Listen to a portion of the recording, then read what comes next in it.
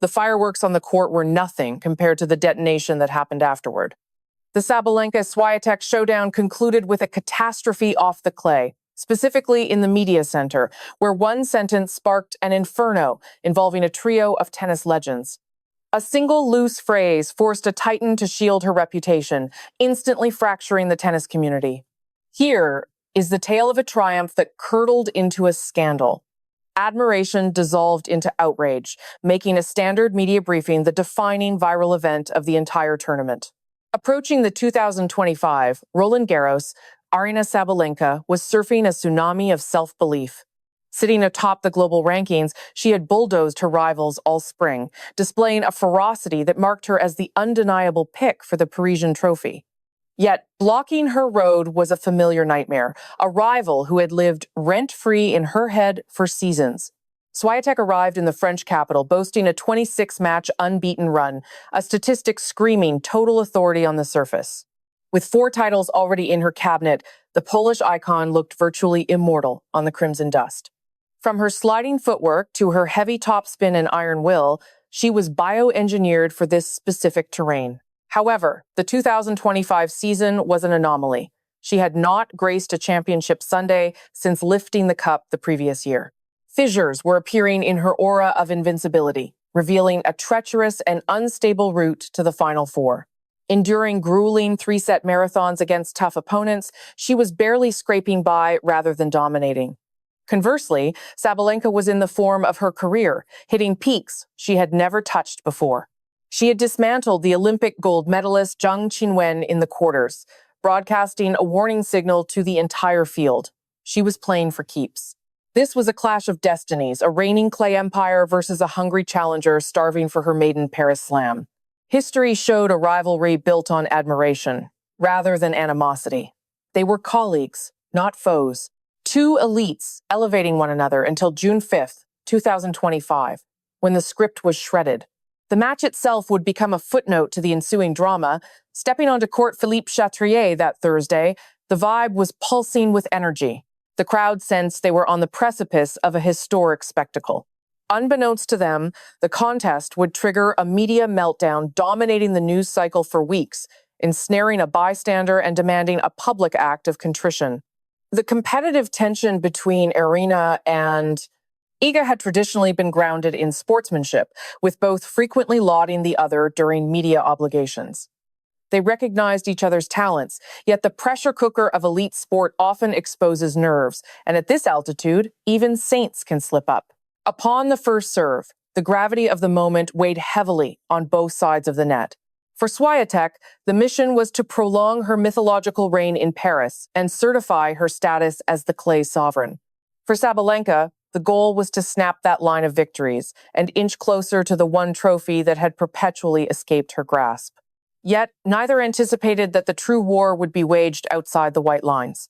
The fight would transfer to microphones, social feeds, and public judgment. Initially, though, the tennis was textbook brilliance. Świątek drew first blood, but her opponent clawed back from a 4-1 deficit, displaying the steel nerves that had become her trademark. Exchanges were punishing, winners were breathtaking. It was the absolute pinnacle of major competition.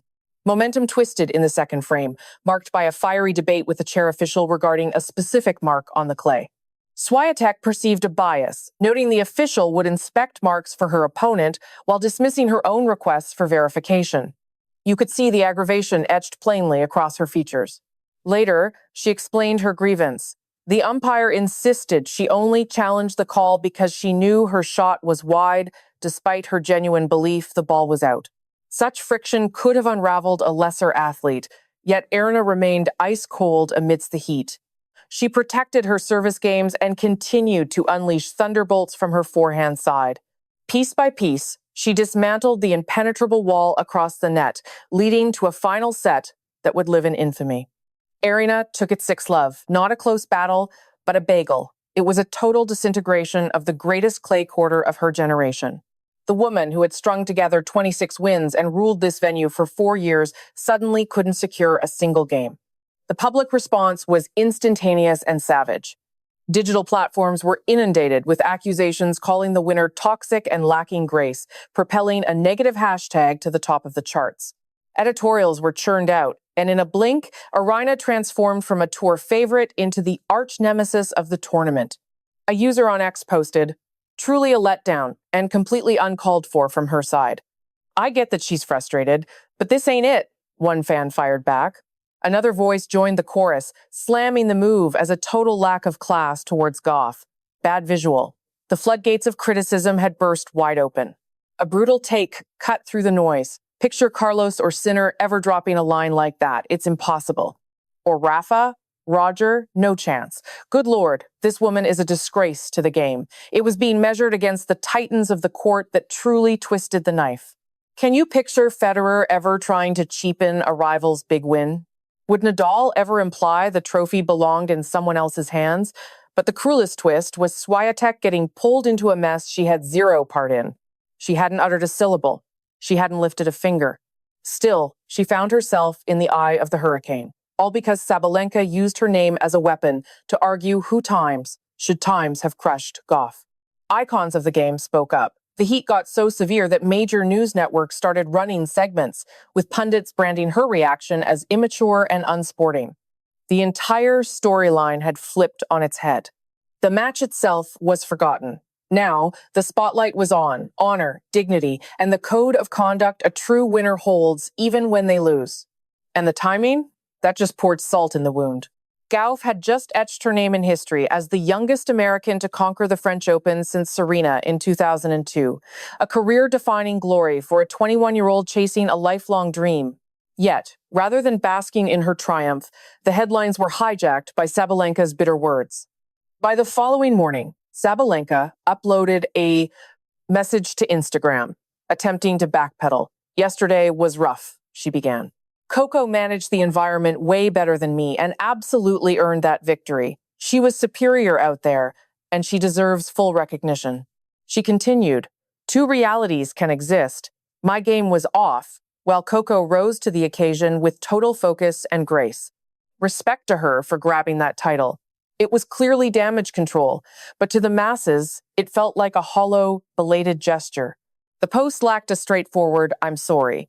There was no admission that her initial outburst caused pain. It was just a pivot to explain her dual perspective that she underperformed, and Gauff rightfully took the crown. However, the online world wasn't in a forgiving mood. The firestorm raged on. Op-eds dissected her inability to lose with dignity. So, where does the truth lie? Was her anger valid? Was Gauff correct to stand her ground? Should Świątek have broken her silence? Reality check, nobody wins a battle fought in the comment section. Her raw honesty came with a heavy price tag on her reputation. Smash that subscribe button and tell us your take below.